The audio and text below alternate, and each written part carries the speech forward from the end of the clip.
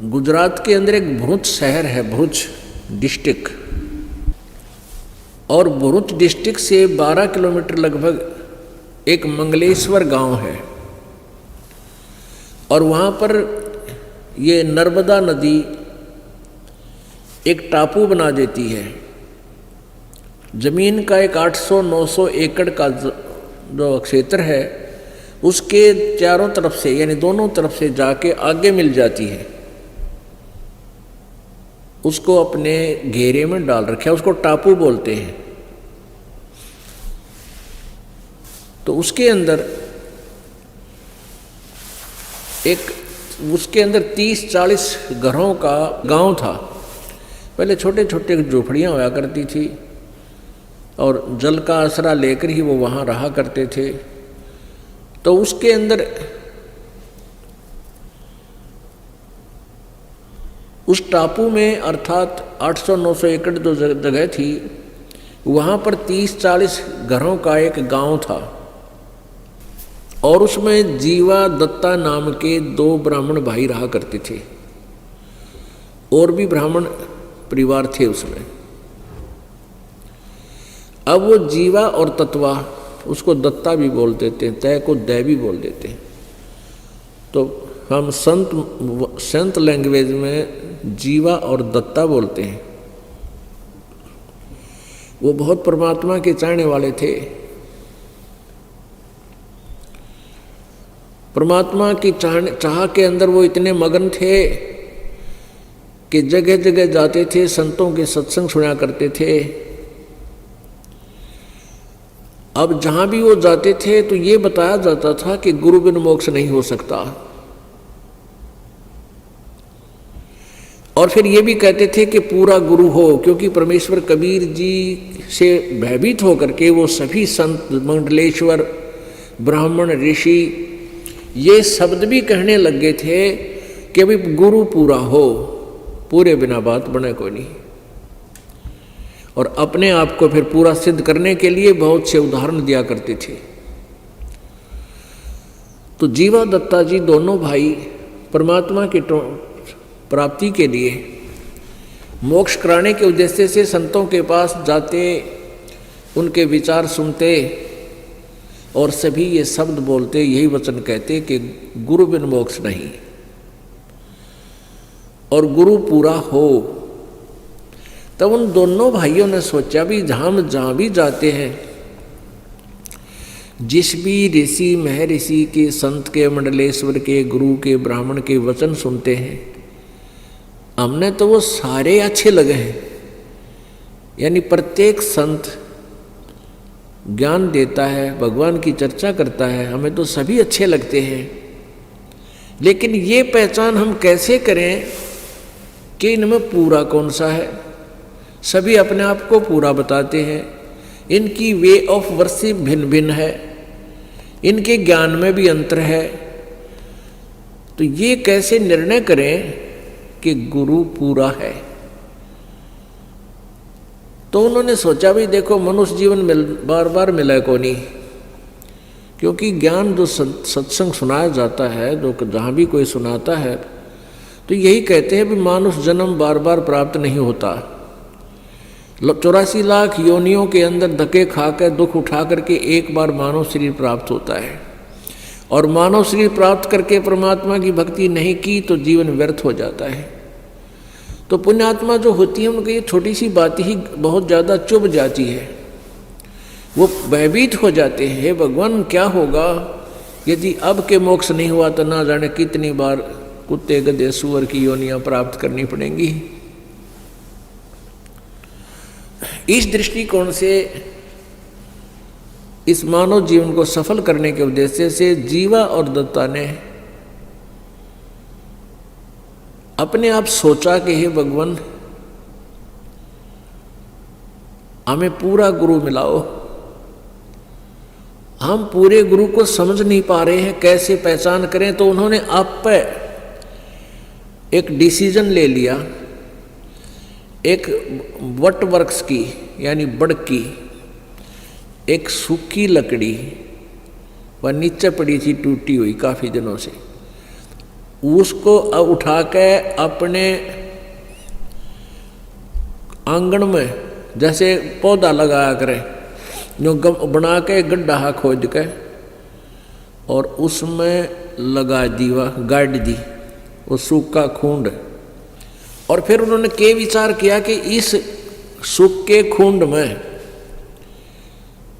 इस सूखी डारी में, टहनी में हम मंडलेश्वर संतों के चरण धो के और चरणामृत डालेंगे। यदि चरणामृत डालने से यह सूखी टहनी हरी होगी, हम उसको पूरा गुरु मान लेंगे। वैसे पुण्यात्माओं, ये कोई तरीका नहीं था पूरे गुरु की पहचान का, पर वो बोले वाले थे, श्रद्धा गणी थी भगवान में, और पूर्ण परमात्मा और पूरे गुरु के लिए वो तड़फ रहे थे। तो परमात्मा अपनी ऐसी आत्माओं के लिए कोई ना कोई तरीका बनाता है। उन्होंने क्या किया, किसी भी मंडलेश्वर के पास जाते और उनसे उपदेश की प्रार्थना करते, उनके चरण धो के और अपने पात्र में डाल लाते। अब चरणामृत तो कोई भी दे देता है, गुरु संत आके उसमें डालते हैं। कई एक को अपने घर पर भी बुला देते, कोई आसपास जा रहा होता, वहाँ पहले उनके चरण धोते, आहार कराते और उस लकड़ी में पानी डालते, कुछ नहीं हुआ। ऐसे कई वर्ष बीत गए। अब उन दोनों भाइयों ने प्रार्थना की रोकर एक परमात्मा, हे मालिक, पूरा गुरु कोई है नहीं, क्योंकि हमारी टहनी हरी हुई नहीं इनके चरणामृत से, और पूरे गुरु के बिना ये मानुष जीवन व्यर्थ हो जाएगा।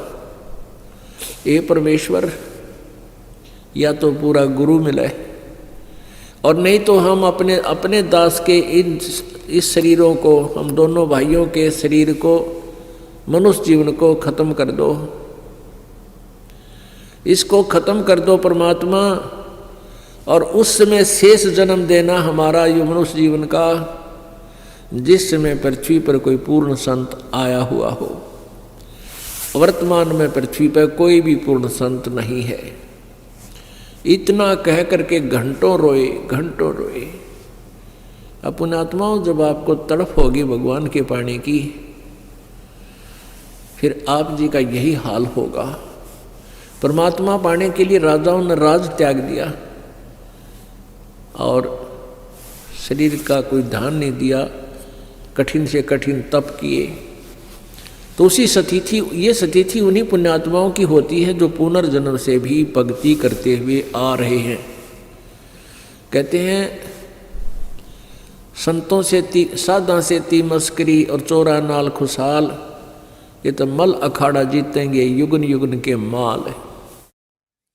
ये जो निकम्मी आत्मा है वो संतों के साथ बदमाशी करते हैं, मजाक करते हैं, उनको तंग करते हैं, और उन चोरा नाल खुशहाल जो नकली संत हैं, बकवाद करते फिर हैं, उन तरह जी रहे, उनके साथ प्रसन्न रहते हैं और कहते हैं मल अखाड़ा जीतेंगे ये युगन युगन के माल।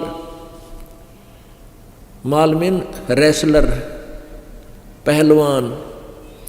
पहलवान वही होता है जो पहले एक्सरसाइज करता है, प्रैक्टिस कर रहा होता है। तो आप कई जन्मों से ये रिहर्सल करते आ रहे हो, आप कई जन्मों से भगवान के अखाड़े के माल हो, पहलवान हो। तो ऐसे ही वो जीवा और दत्ता भी वो युगन युगन के माल थे। उन्हीं में ये प्रेरणा होती है परमात्मा के पाने की। जैसे मीराबाई युगन युगन की माल थी, ना समाज देखा, केवल भगवान देखा, चाहे कुछ भी हो, मारो चाहे छोड़ो।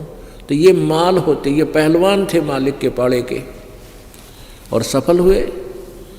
ऐसे ही जीवा दत्ता वो युगन युगन के युगा युगा से वो पहलवानी यानी भक्ति करते हुए आ रहे थे, और उस भक्ति ने फिर अंगड़ाई ली पिछली पुण्य ने, और बहुत तड़पते 6 महीने तक लगभग फिर रोते रहे, ए भगवान या तो ये शरीर छूट जा या कोई संत मिलाओ मालिक।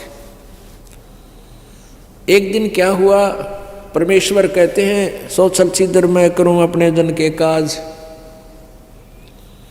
गोता मारूं स्वर्ग में जा बैठूं पाताल, कहे कबीर ढूंढता फिरूं अपने हीरे माणिक लाल। वो लाल ने को ढूंढने के लिए मालिक वहाँ पहुँच गए। दोपहर के समय उनकी उस झोपड़ियों में यानी उसकी गली में चले जा रहे हैं। अब जीवा बाहर आया। जीवा ने देखा कि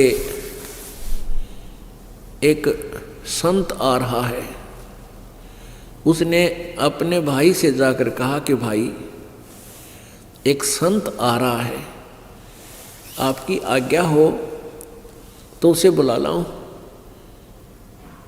अब दत्ता ने कहा कि भाई आपने देख लिया, मंडलेश्वरों को भी देख लिया हमने, इनके पास कुछ नहीं है और क्यों जख्म नया करे और कई दिन रोना पड़ेगा, कुछ ना पावे इनके पास।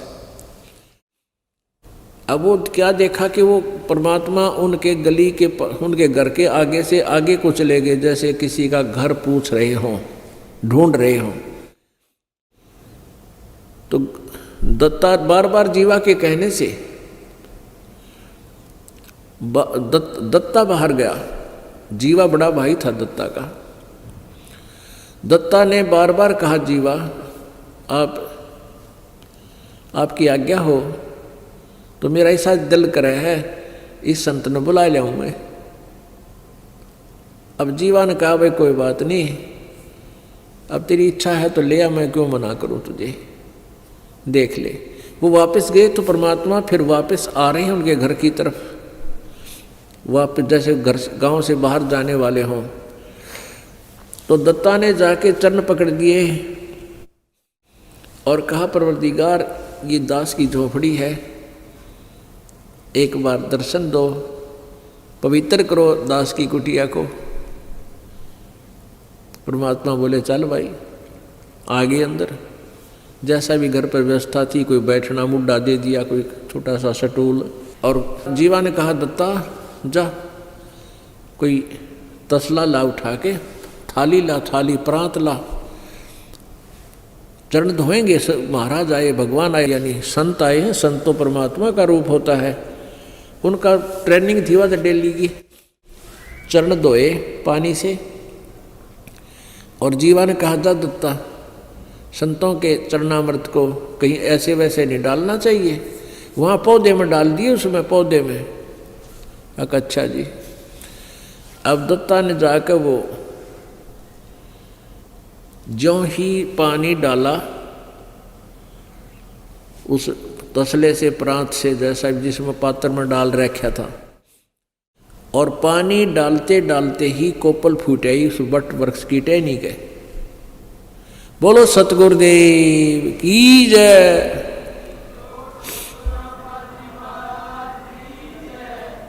अब दत्ता ने आवाज लगाई, जीवा दौड़ के आना, जीवा जल्दी आ। जीवा गया।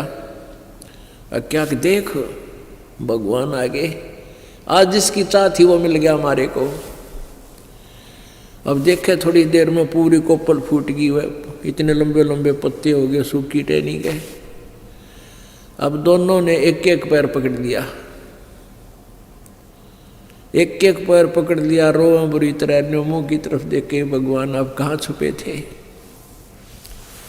हे परमात्मा आप कहाँ छुपे थे, हमने तो सोच लिया था कि ये जीवन बर्बाद होगा और यही प्रार्थना करते थे, भगवान या तो इस जीवन हमारा अंत कर दे, इस मनुष्य जीवन का, फिर दे देना जीवन, फिर जन्म देना मालिक जब कभी परम संत यहाँ आए हों। हमने सोच लिया था इस पृथ्वी पर कोई संत नहीं रहा।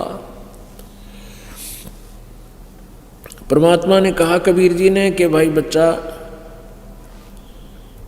अगर पृथ्वी पर संत ना होगा, इसमें आग लग जाएगी, यहाँ रह नहीं सकता प्राणी। ये तो संत यहाँ मैं रखता हूँ एक आध अपना भक्त, प्यारी आत्मा या स्वयं आता हूँ, जिससे पृथ्वी पर बैलेंस बना रहता है। और बेटा जब पृथ्वी पर संत नहीं होगा तो इसमें आग लग जाएगी, पूरी पृथ्वी कट कर मर जाए, आपस में इतना बुरा हाल हो जाएगा। तब उन्होंने कहा कि हे परमात्मा, हमने तो आपकी बहुत इंतज़ार करी, आप नहीं आते तो हम 6 महीने और ज़्यादा जीवित रहते, क्योंकि सूख का कांटा हो गए थे और उनका जो है बुरा हाल था। अब दोनों ने उपदेश लिया। अब उपदेश लिया, ज्ञान सुना, सबसे न्यारा ज्ञान और सबसे न्यारा भगवान। उस ज्ञान से परमात्मा आते रहे, उनको ज्ञान सुनाते रहे, आते रहे, ज्ञान सुनाते रहे। कुछ दिनों में वो ज्ञान से परिपक्व हो गए। वो उस ज्ञान को फिर सुनाने लगे अपने ब्राह्मण वर्ग में। अब ब्राह्मण वर्ग तो राम और कृष्ण तो परमाने को नहीं, शिव जी तो ज़्यादा किसी की सुने नहीं, भैरव भूत की भी पूजा करवावे। अब उन्होंने पूछा भी तुमने गुरु कौन बना लिया, ऐसा नास्तिक जो ब्रह्मा विष्णु महेश से भी अलग कोई भगवान बताता है। तो उन्होंने बताया कि बनारस में, काशी में हमारे यानी परमात्मा ही आए हुए हैं, वो पूर्ण ब्रह्म है, पूर्ण परमात्मा है। कबीर जी, परमात्मा आएंगे तुम्हें मिलवाएंगे। तो परमेश्वर फिर आगे अपने भक्तों को संभालने के लिए जीवा दत्ता ने गांव वालों से कहा कि आ जाओ, आज भगवान आए हैं। अब ज्ञान तो सुना नहीं, शुरू से ही पूछने लगे तू कौन है, तेरी जाति क्या है। वो ब्राह्मण लोग बोले तूने हमारे भाइयों को, हमारे धर्म के लोगों को मिसगाइड कर दिया है, तू मुसलमान है या क्या है। परमात्मा ने कहा जात ना पूछो संत की, पूछ लीजिए ज्ञाने, मोल करो तलवार का, पड़ी रहने दो म्याने। लेकिन नहीं माने। परमात्मा ने कहा भी मैं जुलाहा हूँ और कबीर मेरा नाम है और काशी में रहता हूँ। वैसे मेरा मूल ठिकाना सतलोक है। अब सतलोक उन न सुना नहीं कदे, वो सतलोक न समझ के कहने लगे अच्छा धानक है तू, धानक है? कहाँ पक्का धानक हूँ भाई, सारी सृष्टि की रचना बनाने वाला भी मैं ही धानक हूँ और कपड़े बुनने वाला यहाँ पर भी मैं धानक हूँ। सब उठकर चले गए। फिर उनका एक मीटिंग हुई, पंचायत हुई। कहने लगे भाई जीवा दत्ता को जाति से डाल दो, ये तो धानक का चेला बन गया, इसने तो हमारे जाति का नाश कर दिया, एक शूद्र का चेला बन गया, हम कहाँ मुंह दिखाएंगे। उनने कर दिया फैसला, सुना दिया फरमान कि जीवा और दत्ता का आपस में भाईचारा बंद, ओका पानी बंद और कोई नहीं बात करे इनकी। इन तय सब जगह चिट्ठी लिख कर भेज दी। अब दोनों बहुत दुखी हो गए। लेकिन ज्ञान ऐसा है परमात्मा का, सारा संसार रुष्ट हो जावे, ये मार्ग नहीं छूट सकता। फिर वो माल थे मीराबाई की तरह, युगन युगन के माल थे, पहलवान थे, और माल वही हो जो सब ने ढा दे। तो उनको कोई यूँ तो हुई कि ये होता गया गलत, फिर कोई बात ना, परमात्मा चाहिए, हमने वो मिल गया। फिर क्या हुआ कि जीवा के लड़का था और दत्ता के लड़की, दोनों विवाह योग्य हुए। अब कोई ब्राह्मण हाथ टेकन दे नहीं, बालकों का ब्याह क्यों करें। परमात्मा आए, चिंता व्यक्त की कि प्रभु ऐसे ऐसे समस्या आ गई हमारे सामने। वैसे तो आपके दास समर्पित हैं, आपके बच्चे भी ज्ञान को समझ चुके हैं, ऐसी तो कोई बात ही नहीं है, हमारे बिना ब्याह रह जाएंगे तो भी कोई दिक्कत नहीं हमने। आपके ज्ञान से हमें प्राप्त ज्ञान हो गया, पता लग गया कि 1 लाख पूत 1.25 लाख नाती, उस रावण का दीवान बाती। इस वंश चला के देख ले, 1 लाख बेटे थे रावण का, को दीवा लावणिया भी कोई ना, वंश शेष रहा नहीं, या तो सब ने जाना है। लेकिन इन लोगों ने हमारे साथ बुरा कर दिया, इन ब्राह्मणों ने हमारी हुक्का पानी बंद, भाईचारे से हम अलग कर दिए। हमारे बच्चों के रिश्ते भी वो ये नहीं लेते, ना करते। परमात्मा बोले तुम एक काम करो, जगह जगह जाके कह दो भाई या तो हमारे बच्चों का ब्याह करवाने दो, और नहीं होने देते हो तो हम इन दोनों बच्चों की शादी कराएंगे आपस में। जीवा का लड़का दत्ता की लड़की, इन दोनों का ब्याह आपस में करेंगे हम, और क्या करें। अब उन्होंने ऐसा ही एक प्रोपगंडा फैला दिया। अब ब्राह्मणा की फिर पंचायत हुई, भाई यू जमानास हो गया, बहन भाई का ब्याह होगा कि तुम मुँह दिखावांगे। उनकी पंचायत होगी। कहने लगे, अब के विचार किया कि भाई लड़का लड़की का के दोष है, गलती तो उन दोनों ने कम्या की है, तो हम ये तो अलाउड कर दो भाई लड़की का और लड़कियां की ब्याह अन्य स्थान पर हो सकता है। तो उन्होंने कहा कि ऐसे नहीं भाई, फिर तो कोई ब्याह ना करे उनका, तुम नो करो लड़के और लड़की ने गोद ले लो और फिर हम ब्याह करेंगे। तो वो आए सारे इकट्ठे हो गए कि खबरदार दे तुमने आपस में ऐसा दीन भ्रष्ट किया तो, और ये लड़के लड़की तो हमारे हैं, ये लड़का लड़की हमें दो, हम इनको गोद लेते हैं, हम शादी करेंगे इनकी कितना करें ढंग से, तुमने इससे कोई लेना देना नहीं। वो बोले ठीक से ले जाओ, तेरे लड़का लड़की ने वह समस्या भी हल कर दी, ब्याह वाली भी परमात्मा ने। उन आप पे ब्याह कराया, दोनों बच्चों का बस सर दर्द भी हटा दिया, ब्याह का खर्चा भी ना होया। तो फिर थोड़े दिन वो सीधे हो गए, ज्ञान समझ मान ला गया धीरे धीरे, क्योंकि वो बच्चे जहाँ गए उन्होंने भी ज्ञान समझाया।